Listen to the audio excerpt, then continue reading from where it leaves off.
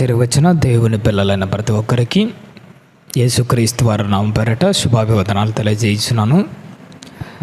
ప్రభునందు ప్రియమైన దేవుని వాళ్ళారా, ఈరోజు బైబిల్ గ్రంథంలో నుంచి ఒక అద్భుతమైన అంశాన్ని మన జీవితాలను సరిచేసి ఆరిపోతున్న మన జీవితాలను వెలిగింపజేసి పరలోక రాజ్యానికి బాటలు వేసే ఒక గొప్ప అంశాన్ని దేవుడు మనతో మాట్లాడడానికి సిద్ధంగా ఉన్నాడు. కాబట్టి శ్రద్ధగా వినాలని మిమ్మల్ని అందరినీ ప్రేమతో మనవి చేస్తున్నాను. మనకందరికీ మార్గం ఎవరంటే యేసుక్రీస్తు వారే మనకందరికీ మార్గం. బైబిల్ గ్రంథంలో క్రొత్త నిబంధనలో యేసుక్రీస్తు వారి గురించి చదువుతున్నప్పుడు నాకు ఏమనిపించేదంటే, యేసుక్రీస్తు వారు ఒక మాట మాట్లాడితే అందులో ఎంతో భావం ఉంటుంది. ఆయన మాట్లాడిన ప్రతి మాట మన జీవితానికి అది ఒక పాఠంగా కనపడుతుంటుంది. ఆయన మాట్లాడితే ఒక పాఠంగా ఉంటుంది. అందుకోసమే ఆయన బోధలు గమనించండి, ఏ మాట మాట్లాడినా కానీ ఆ మాటల్లో ఒక పాఠం ఉంటుంది. ఆయన పరిచర్య మొదలుపెట్టినప్పటి నుంచి చివరికి ఆయన పరిచర్య ముగించే టైంలో, అనగానే యేసుక్రీస్తు వారు సిలువలో మరణించే టైంలో, ఆ సిలువలో మరణించే టైంలో ఆయన పలికిన 7 మాటలలో కూడా ప్రతి మాట మన జీవితానికి ఒక పాఠం. ఆయన మాట్లాడినా ఒక పాఠము, మాట్లాడకుండా సైలెంట్గా ఉన్నా కానీ అది మనకు ఒక పాఠమే. ఎందుకయ్యా సిలువలో మౌనంగా ఉన్నావు, వాళ్ళు కొడుతున్నా తిడుతున్నా అన్ని మాటలు అంటున్నా, ఎందుకయ్యా మౌనంగా ఉన్నావు అని అంటే, ఆయన మాట్లాడినా ఒక పాఠం ఉంది, ఆయన సైలెంట్గా ఉన్నా కానీ ఒక పాఠం ఉంటుంది. ఆయన ఒకవైపు చూశాడంటే చూపు వెనక ఒక పాఠం ఉంటుంది. ఆయన చూడకపోయినా కానీ ఒక పాఠం ఉంటుంది. ఒకనొక టైంలో దారిలో వెళ్తుండగా ఒక అంజూరపు చెట్టు ఆకులు పచ్చగా కనిపించాయి. యేసుక్రీస్తు ఒక చూపు దాని వైపు చూశాడు. దగ్గరికి వెళ్తే అందులో నుంచి ఏమైనా ఫలాలు దొరుకుతాయేమోనని ఒకసారి చూశాడు అని అంటే, దానిలో నుండి ఎలా అయితే ఫలాలు ఆశపడుతున్నాడో నీ నుండి కూడా దేవుడు ఫలాలు ఆశపడుతున్నాడని ఆయన చూస్తే ఒక పాఠం అక్కడ మనకు కనబడుతుంది. అది ఫలాలు కనిపించకపోయేసరికి మరుసటి రోజు దాన్ని ఏం చేశాడో తెలుసా, అప్పుడే శపించుతాడు. దేవుడు అంజూరపు చెట్టును చూడడం వెనుక ఒక పాఠం ఉంది. శపించిన తర్వాత మరొకసారి అదే దారిని గుండా పోతుంటే దాన్ని చూశాడా? ఒక అంజూరపు చెట్టును చూసినా ఒక పాఠమే, చూడకపోయినా కానీ ఒక పాఠమే. దేవుడు నువ్వు కూడా ఫలించకపోతే నిన్ను కూడా దానిని గాలికి వదిలేసినట్టు నిన్ను కూడా వదిలేస్తాడన్న పాఠం అది. సందర్భాలన్నీ చదువుతుంటే నాకు ఏమనిపించేదంటే, ఆయన ఒక మాట మాట్లాడితే పాఠము, ఆయన సైలెంట్గా ఉన్నా ఒక పాఠము, ఆయన చూస్తే ఒక పాఠము, ఆయన చూడకపోయినా కానీ ఒక పాఠము. ఆయన బ్రతుకే ఒక పాఠం మనకు. ఆయన జీవితంలో ఒక్కొక్క క్షణము అది మన జీవితానికి ఒక ఆనవాళ్ళ లెక్క లాంటిది. దాన్ని చూసి గొప్ప గొప్ప పాఠాలు నేర్చుకోవాలి. ఈరోజు బైబిల్ గ్రంథంలో నుంచి ఒక విలువైన పాఠాన్ని ఆయన మనకు చూపించిన మార్గములో నుంచి మన భక్తి జీవితానికి ఒక విలువైన అంశాన్ని జ్ఞాపకం చేసుకుందామా. యేసుక్రీస్తు వారు తిరిగిన ప్రదేశాలు ఇప్పటికీ ఉండొచ్చేవో కానీ యేసుక్రీస్తు వారు ఈరోజు ప్రత్యక్షంగా మన మధ్య లేడు. ఆయన వల్ల మేలు పొందిన వాళ్ళు కూడా ప్రత్యక్షంగా మన మధ్య లేరు.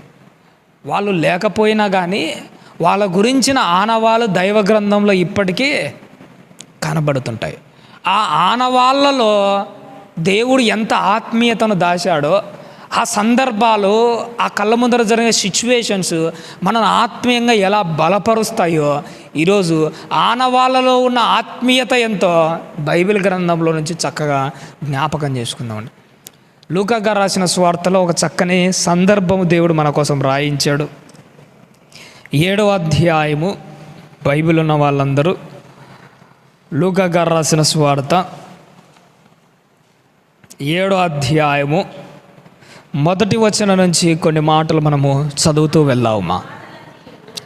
లూకా గారు రాసిన సువార్త 7వ అధ్యాయము 1వ వచనం నుండి, తల్లి ఆయన తన మాటలన్నీ ప్రజలకు సంపూర్తిగా వినిపించిన తర్వాత కపెర్నహూములోనికి వచ్చెను. ఒక శతాధిపతికి ప్రియుడైన దాసుడొకడు రోగి అయి ఎలా ఉన్నాడట తల్లి? చావడానికి సిద్ధంగా ఉన్నాడు.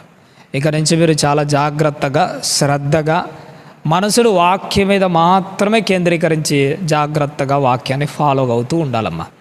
ఇక్కడ మనకు ఒక శతాధిపతి కనపడుతున్నాడు. బైబిల్లో చాలా రకాలైన శతాధిపతులు ఉంటారమ్మా.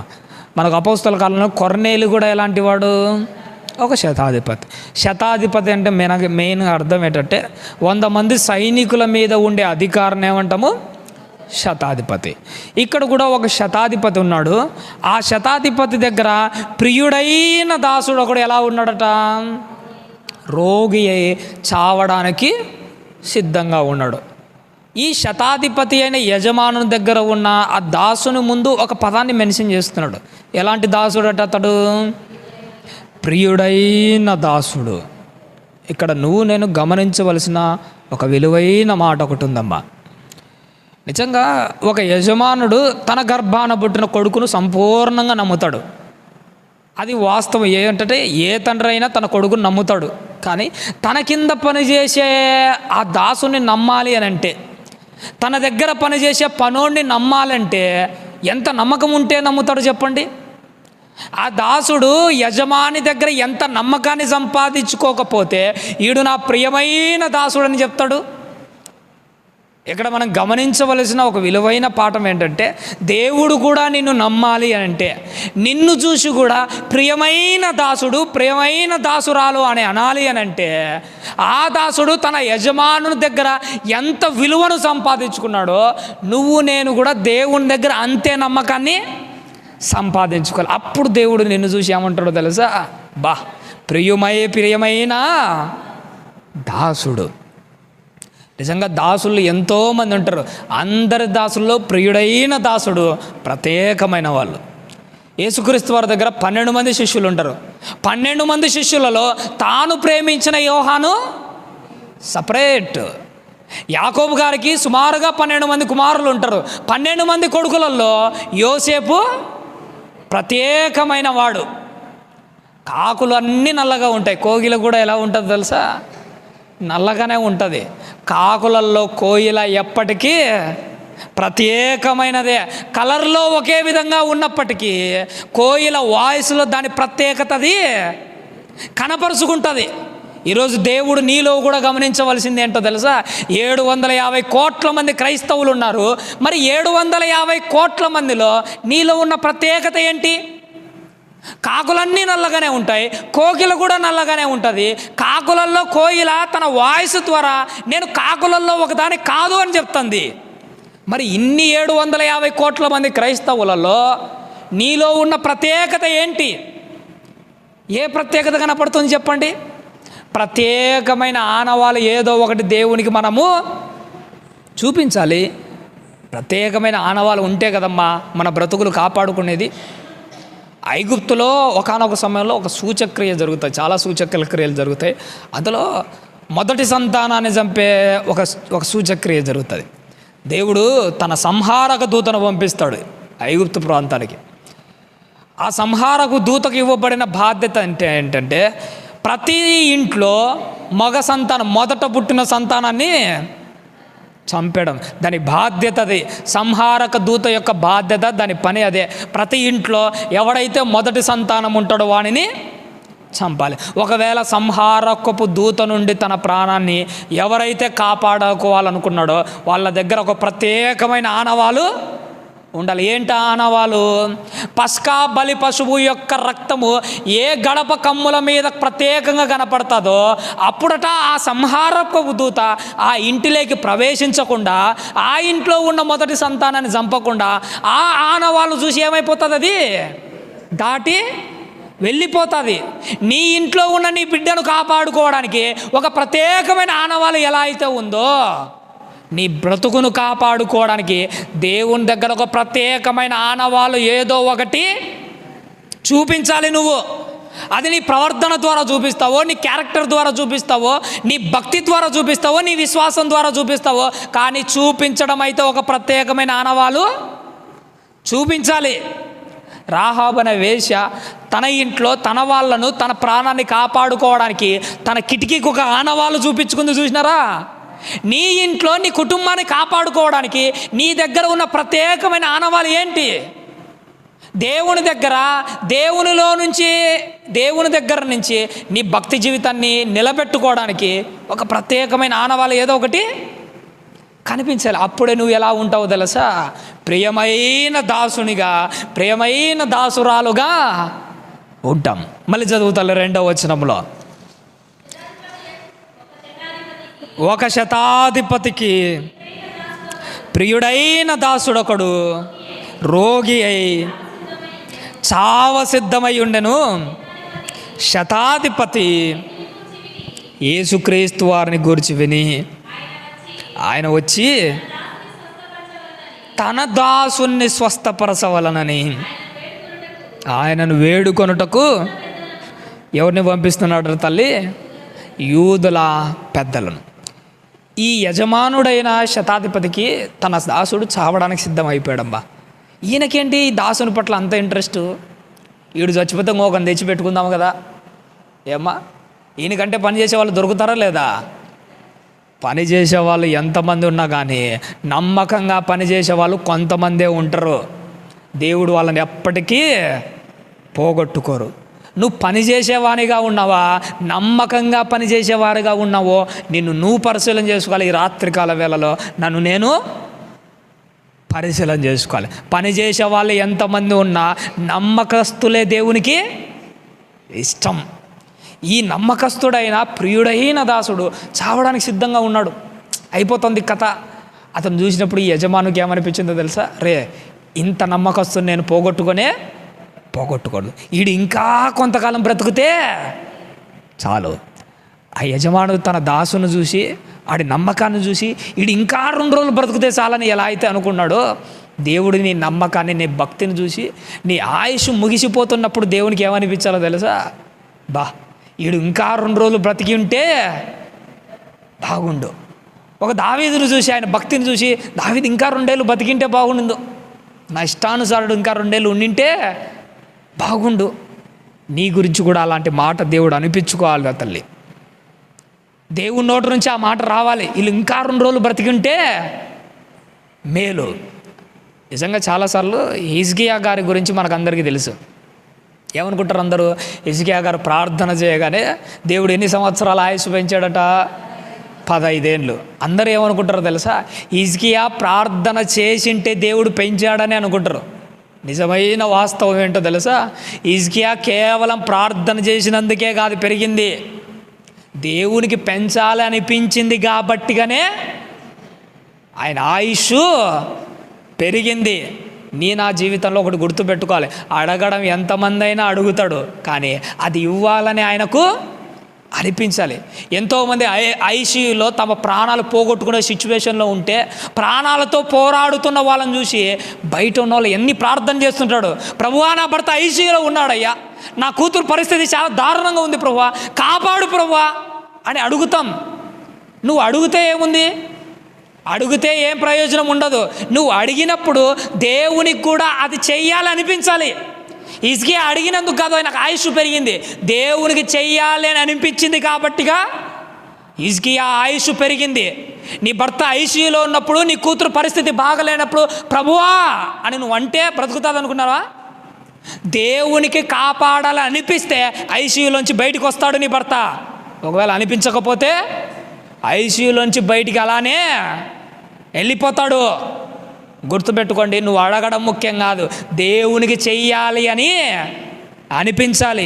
ఎప్పుడు అనిపిస్తుందమ్మా? ఎప్పుడు అనిపిస్తుంది?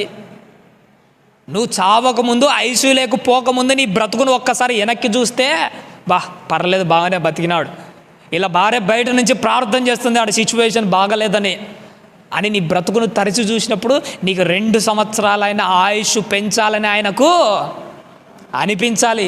హిజ్కియా విషయంలో అనిపించింది కదా, మరి నీ విషయంలో, నా విషయంలో అనిపించాలి కదా. అనిపించాలంటే ఎలా ఉండాలి? ప్రియుడైన దాసుని లెక్క నమ్మకంగా పనిచేసే విధంగా ఉండాలి. మళ్ళీ చదువుతాలి. ప్రియుడైన దాసుడు రోగి అయి చావ సిద్ధమై ఉండెను. శతాధిపతి యేసుక్రీస్తు వారిని గూర్చి విని ఆయన వచ్చి తన దాసుని స్వస్థపరచవలనని ఆయనను వేడుకొనుటకు ఎవరిని పంపిస్తున్నాడట? యూదుల పెద్దలను పంపిస్తున్నాడట ఆయన యుద్ధకు పంపించి. చాలు తల్లి. ఒక శతాధిపతి తన దాసుని ప్రాణాన్ని రక్షించుకోవడానికి యూదుల దగ్గరకు వచ్చి నా దాసుని కోసం యేసుక్రీస్తు వారిని వెళ్ళి అడగండి అని చెప్పగానే ఈ యూదుల పెద్దలు ఎవరి దగ్గరకు వచ్చి అడుగుతున్నారు? యేసుక్రీస్తు వారితో మాట్లాడుతున్నాడు. ఒక మాట చెప్తాం, ఇక్కడ మీరు బాగా గమనించాలబ్బా.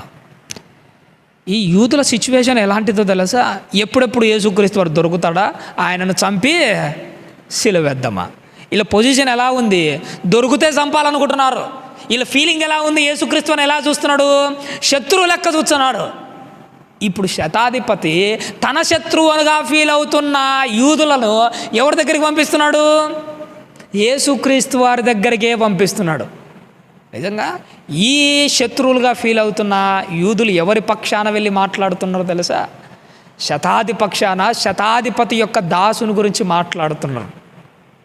ఒక మాట గుర్తుపెట్టుకోండి, నీ గురించి కూడా ఇలా నీ శత్రువులు సైతం దేవుని దగ్గర అడిగే స్థాయిలో నేను కూడా ఉండాలి. నిజంగా మన సిచ్యువేషన్ ఎలా ఉంటుందో తెలుసమ్మా? ఒకవేళ మనకు ఆరోగ్యం బాగాలేదనుకో, మనమే ఐసీయూ రూమ్లో ఉన్నాం, మనమే సావు బ్రతుకుల్లో ఉన్నాం, మన గురించి శత్రు ప్రార్థన చేయడం పక్కన పెట్టండి. ఓపెన్గా ఒక మాట చెప్పమంటారు, ఇప్పటి వరకు మనలో జరుగుతున్నది ఏంటో తెలుసా? మీరు ఫీల్ కానంటే డైరెక్ట్ ఒక మాట అంటున్నా, ఏం ఫీల్ కాకుండా కరెక్ట్గా ఆలోచన చేయండి. ఏమ్మా, నీకోసం నువ్వు ప్రార్థన చేసుకుంటున్నావు, నీకోసం నువ్వు తప్ప నీకోసం ప్రార్థన చేసే వాళ్ళు ఎవరున్నారో చెప్పండి? నీకోసం నువ్వు తప్ప నీకోసం ప్రార్థన చేసే వాళ్ళని ఎంతమందిని సంపాదించుకున్నావు? నువ్వే నీకోసం చేసుకుంటున్నావు ఇప్పటి వరకు, మరి నీకోసం ప్రార్థన చేసేవాళ్ళు ఏరి? క్రైస్తవుల యొక్క భక్తి జీవితం ఎలా ఉండాలో తెలుసా? చచ్చిపోయిన తర్వాత నలుగురు నీ శవాన్ని మోయడానికి రావడం కాదు, నువ్వు బ్రతికి ఉండగా నీకోసం నలుగురు ప్రార్థన చేసే వాళ్ళను సంపాదించుకో. నలుగురినైనా సంపాదించుకో. గుండెల మీద చేసుకొని చెప్పండి, నా కోసం ఇంతమంది ప్రార్థన చేసే వాళ్ళు ఉన్నారని చెప్పుకోగలమా? ఒకవేళ పొరపాటున నీకు యాక్సిడెంట్ అయింది, ఐసీయూ రూమ్లో పడ్డావు, ఐసీయూ రూమ్లో పడితే పరిస్థితి చాలా సీరియస్గా ఉంటే నీకోసం ఒక్కరైనా కానీ సంఘంలో మోకాలేసి ఆడు మన శత్రువు అయినప్పటికీ వాళ్ళ కుటుంబం అంతా వేరు, వీడు మాత్రము ఏర్రా, ఏం బతికాడరా వీడు, ఏం నిజాయితీగా నిలబడరా వీడి కోసం ప్రార్థన చేయాలని శత్రువు ఇంట్లో కూడా నీ కోసం మోకాళ్ళు వంగే ఒకడు ఖచ్చితంగా నువ్వు సంపాదించుకోవాలి. అట్లోనే నీ భక్తి జీవితం ద్వారా, నీ నిజాయితీ ద్వారా, నీలో ఉన్న సత్క్రియల ద్వారా, అంత విశ్వాసం ద్వారా నువ్వు ఒక మంచి వ్యక్తిని సంపాదించుకోవాలి. ఆ శతాధిపతి చూశారా, తన యొక్క క్రియల ద్వారా ఏం చేస్తున్నాడంటే, ఒక యూదుల దగ్గర వెళ్ళి యేసుక్రీస్తు వారి దగ్గరికి వెళ్ళి మాట్లాడని నా దాసుని గురించి అని మాట్లాడుతున్నాడు. ఆ శతాధిపతి ఆ యూదులు వచ్చి ఏమని మాట్లాడుతున్నాడు చూడు తల్లి. వారు యేసుక్రీస్తు వారి యుద్ధకు వచ్చి నీ వలన ఈ మేలు పొందుటకు అతడు ఎలాంటి వాడట? యోగ్యుడు. అయ్యా, అతడు మనకు ఒక సమాజ మందిరాన్ని కట్టించాడు. నీ వల్ల మేలు పొందుటకు అతడు యోగ్యుడు. నిజంగా ఒక శత్రువులుగా ఫీల్ అవుతున్న యూదులే ఆయన పక్షాన వచ్చి మాట్లాడుతున్నాడు యేసుక్రీస్తు వారితో, తనను తాను తగ్గించుకొని వాళ్ళు. ఒక మాట గుర్తుపెట్టుకోండి, మన బ్రతుకు కాలం అంతట్లో నేను సంపాదించుకోవాల్సిన మాట ఏంటో తెలుసా? మన అనిల్ అన్న ఒక మాట అంటుంటాడండి ఎప్పుడైనా కానీ, నాకు నచ్చిన మాట, నాకు ఇష్టమైన మాట. ఏమంటుంటాడంటే, బ్రతికినంతకాలం ఎంత సంపాదించుకున్నామన్నది కాదు, నువ్వు చేసే నీతి క్రియలను బట్టి, నువ్వు చేసిన మంచి పనులు బట్టి నువ్వు చస్తే నలుగురు చూడ్డానికి వచ్చే వాళ్ళైనా కానీ ఉండాలి. మన సిచ్యువేషన్ ఎలా ఉంటుంది తెలుసా? మనం చచ్చినామని మన ఇంట్లో ఎవడో ఒకడు ఫోన్ చేస్తే కానీ పక్కన వాళ్ళు వచ్చే పొజిషన్లో లేడు. నువ్వు ఫోన్ చేస్తే వచ్చే వాళ్ళని కాదు నువ్వు సంపాదించుకోవాల్సింది. నువ్వు చేసే కార్యక్రమాలు బట్టి, నీ నీతి క్రియలను బట్టి, నువ్వు ఫోన్ చెయ్యకపోయినా కానీ నువ్వు చనిపోయావన్న వార్త వాళ్ళ చెవున పడగానే ఉన్న పనులన్నీ పక్కన పెట్టి, రే ఒకప్పుడు నేను హాస్పిటల్లో ఉన్నప్పుడు వాడు సహాయం చేసిన చెయ్యిరా వాడిది, నా పరిస్థితి బాగలేనప్పుడు నా కోసం సంఘంలో మొరపెట్టిన గొప్ప మనసురా వాడిది, నా కోసం ఇంత చేసిన వాడు ఈరోజు చనిపోతే వాడి ఆఖరి చూపు నేను చూడడానికి పోవాలరా అనిపించాలి వాడికి, అంత గొప్పగా ఉండాలి. అలాంటి వ్యక్తిత్వం మనదై ఉండాలి, అలాంటి గొప్ప మనసు మనలో ఉండాలి. అందుకోసమే ఈ యూదులు వచ్చి అతనితో ఏమంటున్నాడు, అయ్యా అతడు మనకేం కట్టించాడట, సమాజ మందిరాన్ని కట్టించాడు, అతడు ఈ మేలు పొందడానికి యోగ్యుడు. ఒక మాట చెప్తున్నాను, మీరు బాధపడకండి అమ్మా. దేవుని దగ్గర నువ్వు ఏదేదో అడుగుతుంటావు. అయ్యా నా కొడుకు ఉద్యోగం లేదయ్యా, వాడికి ఉద్యోగం కావాలి ప్రభువా, నా కూతురుకు ఒక మంచి సంబంధం కావాలి ప్రభువా, నా కుమారుల యొక్క చదువులు అయ్యా, ఈ చాలా అడుగుతుంటావు. అడిగే ముందు ఒక్కసారి గుండెల మీద చేసుకుని ఆలోచన చేసు. నువ్వు అడుగులేదాన్ని పొందడానికి నీకు అర్హత ఉందా? నాకు అర్హత ఉందా? నువ్వు ఇంతది అడుగుతున్నావు, అంతది అడగడానికి దాని వెనక ఉన్న భావం ఏంటో తెలుసా? ప్రభువుని ఇంత అడిగేటప్పుడు అంత పొందడానికి నాకు అర్హత ఉందా లేదా? ఏదైనా కానీ ఒకసారి ఆలోచన చేసుకొని అడుగుతూ ఉండండి దేవుణ్ణి.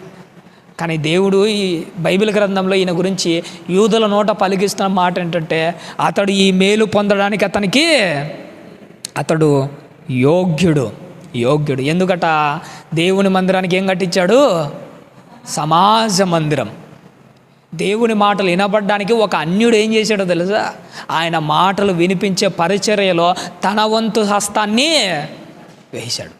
అందుకోసమే దేవుడు అతనికి ప్రతిగా మేలు చేయడానికి అతడు యోగ్యుడు.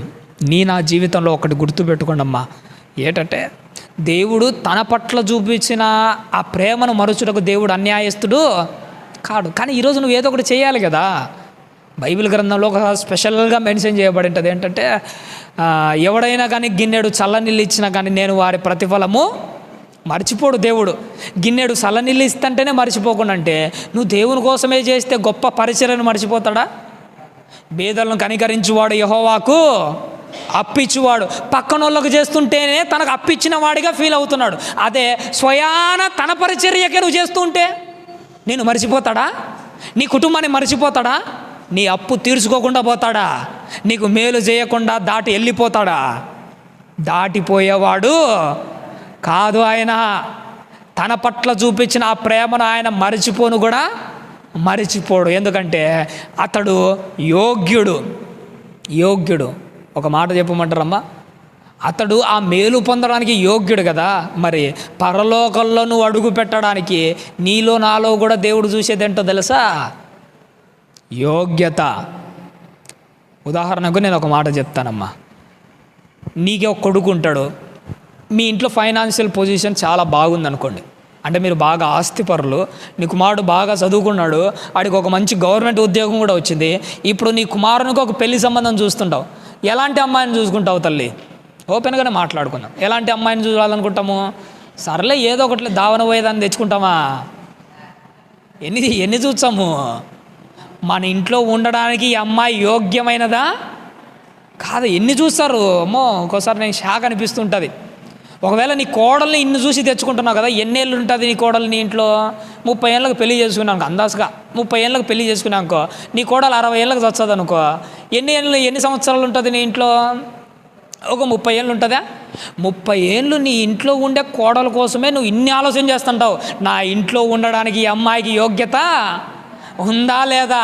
నా కొడుకు పక్కలో తిరగడానికి ఈ అమ్మాయికి అర్హత ఉందా లేదా? 30 ఏళ్ళు ఉండే కోడల కోసమే ఇన్ని ఆలోచన చేస్తున్నావు కదా. నిన్ను పరలోకంలో యుగాలు పెడుతున్నాడు కదా. మరి దేవుడు నీ గురించి ఆలోచన చేయడా? వీళ్ళు పరలోకంలో ఉండడానికి వీళ్ళకి యోగ్యత ఉందా లేదా? ఎందుకయ్యా ఈ భూమి మీద ఏదైనా తోట వేసి ఆదామును పెట్టావంటే, ఆదామును దేవుడు ఏం చేస్తున్నాడో తెలుసా? ఆదాముని ఏదైనా తోటలో పెట్టడం యొక్క ప్రధాన ఉద్దేశము డైరెక్ట్ పరలోకంలో పెట్టుకోవచ్చు కదా. పరలోకంలో ఉండడానికి ఆదాముకు యోగ్యత ఉందో లేదో ఎక్కడ నిరూపించుకోవాలి? ఆదాము ఏదైనా తోటలో నిరూపించుకోవాలి. ఇక్కడ నిరూపించుకుంటే కదా అక్కడ ఉండేది. దేవుడు ఎందుకయ్యా నన్ను భూలోకంలో పుట్టించావు, డైరెక్ట్లో పరలోకంలో పుట్టించింటే కథ అంతా అయిపోతుంది కదా. అదంటే దేవుడు ఏమంటాడో తెలుసా?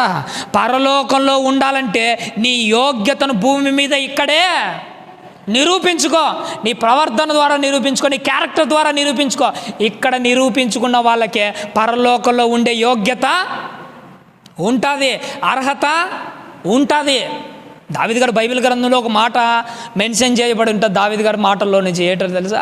దావీదు గారిని దేవుడు ఎలా పరిశీలించాలట? ప్రభువా, నేను కూర్చుండుట, నేను లేచుట, నా నడక, నా పడక, నాకు తలంపు పుట్టక ముందే, మాట నా నోటికి రాకముందే నా ముందర ఆక్రమించావు, నా వెనుక ఆక్రమించావు. ఎందుకయ్యా ఇంత పరిశీలన చేస్తున్నావంటే దేవుడు ఒక మాట అంటాడు, దావీదు పరలోకంలో ఉండడానికి యోగ్యుడా కాదా? దేవుడు దావీదుని అంత పరిశీలన చేస్తే నీ మాట పరిశీలన చేయడా? నీ చూపు పరిశీలన చేయడా? నీ ముందు వెనక ఆక్రమించి నిన్ను పరిశీలన చేయడా?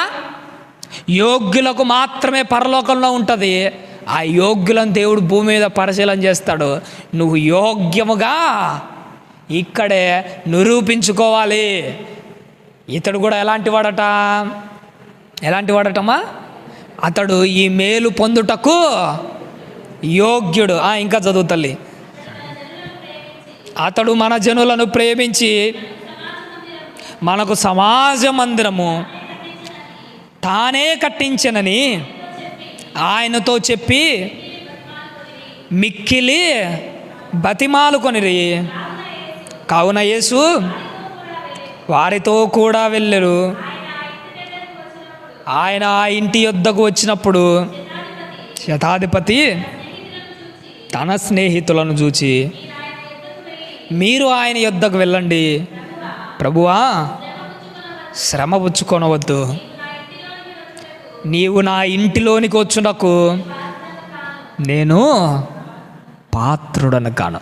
మొట్టమొదట ఇక్కడ 2 సందర్భాలు కనపడుతున్నాయి. మొట్టమొదటిసారిగా తన దాసుడు ఆరోగ్యం బాగలేకపోతే డైరెక్ట్ శతాధిపతి సైనికులను వేసుకొని పోయి యేసుక్రీస్తు వారితో మాట్లాడవచ్చు. మొట్టమొదటిసారిగా మాట్లాడారా? ఎవరిని పంపించాడు? ఫస్ట్ యూదులను పంపించాడు. సరే, యేసుక్రీస్తు వారు రాబోతుంటే, యేసుక్రీస్తు వారు దగ్గరికి రాబోతుంటే ఇప్పుడు మళ్ళీ ఎవరిని పంపిస్తున్నాడు? తన స్నేహితులను పంపిస్తున్నాడు. ఎందుకు శతాధిపతి యేసుక్రీస్తు వారి కళ్ళ ముందరికి రావట్లే? ఆయన అంటున్నాడు, అయ్యా నీవు నా ఇంట్లో అడుగు పెట్టడానికి నాకు యోగ్యత, అర్హత లేదు ప్రభువా. ఎంత తగ్గింపు! ఒక్కసారి ఆలోచన చేయండి.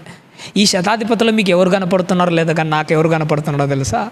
ఒక సుంకరే కనపడుతున్నాడమ్మా. సుంకర్ ఒక మాట అంటాడు, అయ్యా ఆకాశం పైన నువ్వు ఉన్నావని నాకు తెలుసు, కాబట్టి ఆకాశం వైపు కన్నులెత్తుటకైనా నాకు ధైర్యము చాలట్లే. ఒక సుంకర్లో చూసారా ఎంత తగ్గింపో? ఏమమ్మా, మనం కూడా ఎన్నిసార్లు తప్పు చేయలే, ఎన్నిసార్లు తప్పు చేసినా కానీ ధైర్యంగా ఎన్నిసార్లు ఆకాశం వైపు చూడము. ఒక్కసారైనా ఫీలింగ్ కలిగిందా? పైన దేవుడు ఒక ఆయన ఉన్నాడు, ఆయన పైనుంచి చూస్తున్నాడని? ఏ ఫీలింగులు ఉండవు. నిజంగా ఆయనలో ఉన్న తగ్గింపు, శతాధిపతిలో కనపడుతున్న తగ్గింపు. ఈ సుంకర్ ఏమనుకుంటాడంటే ఆకాశం వైపు కన్నులెత్తకడైన ఆయనకు ధైర్యం జరిపాలి. ఈ శతాధిపతికి, ప్రభువా నేను డైరెక్ట్ నీ ముఖాముఖిగా నీ ఫేస్ చూడడానికి కూడా నాకు అర్హత లేదు, నా ఇంట్లో అడుగు పెట్టడానికి నాకు యోగ్యత లేదయ్యా. నేనే ఓపెన్గా ఒక మాట అనమంటారా? శతాధిపతి నా ఇంట్లో అడుగు పెట్టడానికి యోగ్యత లేదు ఆయన అంటున్నాడు. ఒక్కసారి మీ గుండెల మీద చేసుకొని ఆలోచన చేయండి. నీ హృదయంలో ప్రభు అడుగు పెట్టడానికి నిజంగా నీకు అర్హత ఉందా? నిజంగా నాకు అర్హత ఉందా? ఓపెన్గా శతాధిపతి మాత్రం మనం ఒప్పుకోవాల్సిన విషయం ఏంటో తెలుసా? అయ్యా నువ్వు నా హృదయంలో అడుగు పెట్టడానికి నాకు అర్హతే లేదు. నీకు అర్హత లేదని నీకు తెలిసినా, నీకు అర్హత లేదని ఆయనకు తెలిసినా, ఇప్పటికీ నీ హృదయం అనే తలుపు దగ్గరకు వచ్చి ఏం చేస్తున్నాడట? ఆయన తడుతూనే ఉన్నాడు. అయినా కానీ మనం ఏది తలుపు తీసిందేది? మనకి ఇంకిత జ్ఞానం కూడా ఉండదమ్మా. నిజంగా చెప్తాను, నీకు యోగ్యత లేదని నీకు తెలుసు, నీకు యోగ్యత లేదని ఆయనకు తెలుసు. నీకు యోగ్యత లేదని ఆయనకు తెలిసి నీ తలుపు దగ్గరకు వచ్చి ఇంకా తడుతున్నా కానీ మన విచిత్రం ఏంటో తెలుసా? ఇంకా మనము తలుపే మనకి ఇంకిత జ్ఞానం కూడా ఉండదు. అరే నాకు యోగ్యత లేదు, అయినా కానీ ఆయన నా ఇంటి దగ్గరకు వచ్చి, నా హృదయం దగ్గరకు వచ్చి తలుపు తడుతున్నాడే, నేను తీయకపోతే ఇప్పటికీ నాకు ఇంకా ఇంకిత జ్ఞానమే లేదు, నాకు అవమానం అనుకుని ఎవరు తలుపు తీస్తున్నారు చెప్పండి? ఎవరు తలుపు తీస్తున్నారు? ఎవరు తలుపు తీయట్లే. అందుకే దేవుడు ఈరోజు మాట్లాడుతున్నాడు. మనలో కనిపించవలసిందేంటో తెలుసా? ప్రభువా నిజంగా నువ్వు నా ఇంట్లో అడుగు పెట్టడానికి నాకు యోగ్యత లేదు. అయినా కానీ వచ్చాడట. వచ్చి ఏమంటున్నాడు తల్లి? కంటిన్యూగా చదవమ్మా.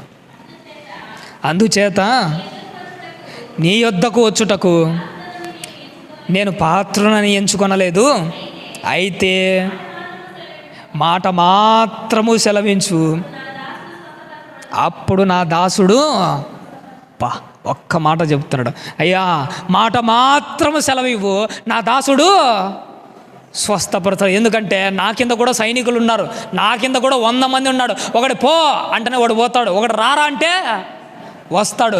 నా కింద ఉన్న సైనికులు ఒకటి పొమ్మంటే పోతాడు, రమ్మంటే వస్తాడు. అయ్యా రోగాలు కానీ సిచ్యువేషన్స్ కానీ అవి నా చేతుల్లో లేవు. సకల కోటి జీవరాశులన్నిటినీ కలిగించిన వాడు, ఇవన్నీ నీ చేతుల్లో ఉన్నాయి. మాట మాత్రము సెలవించు, నువ్వు ఒక రోగాన్ని పో అంటే అది పోతుంది. నాకు నమ్మకం ఉంది. ఇప్పుడు నువ్వు సెలవిచ్చవలసింది ఏంటో తెలుసా? మాట మాత్రము సెలవివ్వు. తల్లి, నీ జీవితకాలంలో నువ్వు సంపాదించుకోవాల్సింది ఏంటో తెలుసా? చాలాసార్లు మనం ప్రార్థన చేస్తుంటాం, ప్రభువా నా బిడ్డ బాగాలేదయ్యా, నా బిడ్డ ఆరోగ్యం బాగుపడాలి ప్రభువా, నా బిడ్డను స్వస్థపరచయ్యా, నా భర్తకు ఆరోగ్యం బాగాలేదయ్యా, నా భర్తను బాగు చేయయ్యా నువ్వు ప్రార్థన చేస్తుంటావు. నేను ఓపెన్గా ఒక మాట చెప్పమంటారండి, నీ భర్తకు బాగలేదు బాగు చేయి ప్రభు అని ప్రార్థన చేయడం కాదు. మొదట ప్రభువా నా కూతురు బాగలేదయ్యా ముందు స్వస్థపరచు కాదు ప్రభు అని ప్రార్థన చేయడం కాదు. మొదట ప్రభువా నా కూతురును బాగు చేస్తానని మాట మాత్రం ఇవ్వు చాలు. నువ్వు మాట ఇచ్చావంటే అది జరుగుతుంది. ముందు నువ్వు సంపాదించుకోవాల్సింది ఏంటో తెలుసా?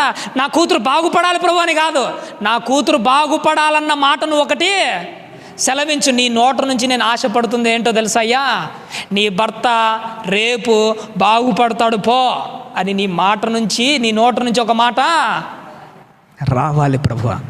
క్రైస్తవ జీవితంలో విశ్వాసులుగా నువ్వు నేర్చుకోవాల్సింది ఏంటో తెలుసా? ముందు ప్రార్థన చేసేటప్పుడు ఒకటే గుర్తుపెట్టుకోవాలి, నా బిడ్డను స్వస్థత చేయి ప్రభు అని కాదు, నా బిడ్డను స్వస్థత చేస్తున్నానన్న మాట మొదట ఇవ్వు. మాట ఇస్తే చాలు, ఖచ్చితంగా నువ్వు చేస్తావు. అప్పుడు నేను నా ప్రార్థనను ముగిస్తా. నువ్వు మాట ఇస్తేనే నా ఉపవాసాన్ని విరమించుకుంటా, లేకపోతే నేను విరమించుకోను. ఎందుకంటే ఆయన నోటి నుంచి ఒక మాట వచ్చిందంటే ఆ మాట ఎప్పటికీ తప్పిపోదు. నీ జీవితంలో నా జీవితంలో ఒకటి గుర్తుపెట్టుకోవాలి తల్లి. ఏం నేర్చుకోవాలంటే ముందు అడగడం కాదు, ఆయన నోట్లోంచి వచ్చే ఒక్క మాటను సంపాదించుకో. ఆ శతాధిపతి మనతో అంటున్న మాట, అయ్యా మాట మాత్రము సెలవు ఇవ్వు, అన్నీ జరుగుతాయి. అప్పుడు చివరిగా యేసుక్రీస్తు వారు ఒక్క మాట అంటున్నాడు చూడు తల్లి. యేసుక్రీస్తు వారు ఈ మాటలు విని అతని గూర్చి ఆశ్చర్యపడి తన వెంట వచ్చుచున్న జనసమూహం అంతటిని చూసి, ఇశ్రాయేలీలోనైనను ఇంత గొప్ప విశ్వాసం నేను ఎప్పుడూ చూడలేదు. ఎంత ఆశ్చర్యపోయాడని యేసుక్రీస్తు వారు. యేసుక్రీస్తు వారి గురించి ఒక మాట ఉంటుంది, ఆయన ఎలాంటి వాడట? ఆశ్చర్యకరుడు. ఆశ్చర్యకరుణ్ణి ఆశ్చర్యపరిచిన విశ్వాసం ఎవరితో తెలుసా? శతాధిపతి. ఏం ఆశ్చర్యపరిచాడు? ఏమైనా మ్యాజిక్లు ఏమైనా చేశాడా? ఏం మ్యాజిక్లు చేస్తే దేవుడు ఆశ్చర్యపడాడు. ఈయన చేసింది ఏంటో తెలుసా? విశ్వాసంతో ప్రభువును ఆశ్చర్యపరిచాడు. నీ జీవితంలో నా జీవితంలో ఒకటి గుర్తుపెట్టుకోండి, ఆశ్చర్యకరుడైన యేసుక్రీస్తు ఆశ్చర్యపోయే విధంగా ఏదో ఒకటి చేయాలి. నువ్వు నేను ఎలా చేస్తారు? మీరు ఏం చేసి దేవుణ్ణి ఆశ్చర్యపరుస్తారు? నేను ఒక మాట చెప్పమంటాను, ఒక ఎగ్జాంపుల్గా. మానవులు కదా, బాహ్యంగా బ్రతుకుతున్నాం కదా, ఏదో ఒక టైంలో మన శరీరంలో ఏం జరుగుతుందంటే కోరికలు ఆటోమేటిక్గా పుడుతుంటాయి. కొన్నిసార్లు కోరిక పుట్టగానే ఏం చేస్తుంటామంటే మనము నిలవలేక ఆ కోరికను ఏం చేస్తుంటాము? తీర్చేసుకుంటున్నాం. ఎందుకంటే సహజంగా మనుషుల స్వభావరీత్యా అవి చేస్తున్నారు. ఈసారి నీ కోరిక పుట్టింది, ఆ కోరిక తీర్చుకోకుండా 5 నిమిషాలు నువ్వు నిలబడ్డావు. ఇదే నీ స్టామినా. నీ స్టామినా నా స్టామినా అనుకోండి. నీ కోరిక పుట్టగానే 5 నిమిషాల వరకే ఉండగలవు. 5 నిమిషాల తర్వాత ఖచ్చితంగా నువ్వేమైపోతావు? పడిపోతావు. ఇది నీ స్టామినా, అది నా స్టామినా అనుకో. ఈసారి కోరిక పుట్టినప్పుడు 5 నిమిషాలు కాదు 10 నిమిషాలు ఉన్నావు అనుకో, దేవుడు ఏమనుకుంటాడో తెలుసా? ఏటరాడు కోరిక పుట్టగానే 5 నిమిషాలకే పడిపోయేటాడు, ఈసారి 10 నిమిషాలు ఉన్నాడేంటి? ఆయన కాసింత ఆశ్చర్యం అనిపిస్తుంది. ఈసారి 10 నిమిషాలు కాకుండా అరగంట ఉన్నావు అనుకో, 5 నిమిషాలకే పడిపోయేటోడు వీడు అరగంట ఉన్నాడా? దేవునికి ఏమనిపించాలి? ఆశ్చర్యం. ఈసారి 5 నిమిషాలకే పడిపోయే నువ్వు అసలు పాపంలోనే పడిపోకుండా ఆ కోరికను పూర్తిగా చంపేస్తే ఆశ్చర్యకరుణ్ణి ఆశ్చర్యపరిచే భక్తి జీవితం నీలేకి వచ్చినట్టే. ఇది ఒక్కటే కాదు, ప్రతి విషయంలో రోజుకొకటి దినదినము గడియ గడియకు దేవుణ్ణి ఆశ్చర్యపరిచే భక్తి జీవితాన్ని ఒక్కొక్కటి మనం ఏం చేయాలి? బిల్డ్ చేసుకుంటూ రావాలి, నెరవేర్చుకుంటూ రావాలి, డెవలప్ చేసుకుంటూ రావాలి. అప్పుడే కదా దేవుడు నీ విషయంలో నా విషయంలో ఆశ్చర్యపడేది, నీ జీవితంలో నా జీవితంలో గొప్పగా ఆశ్చర్యపడేది.